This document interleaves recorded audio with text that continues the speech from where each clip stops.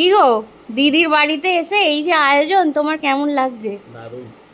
দিদিকে তার জন্য ধন্যবাদ বলেছো? অবশ্যই। থ্যাংক ইউ বলে দাও দিদিকে। ধন্যবাদ।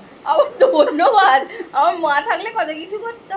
কি কি আইটেম করেছে দেখো, বলি ভাত, ওই যে পটল ভাজা, তুমি বলো।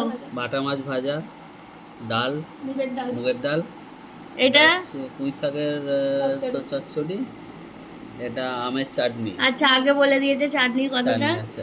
এই যে কাতলা মাছ, এটা একটা তরকারি, চিচিঙ্গে আলু পোস্ত, আর এই যে সব দই। শেষে দই, বাঙালির ফেভারিট মিষ্টি দই।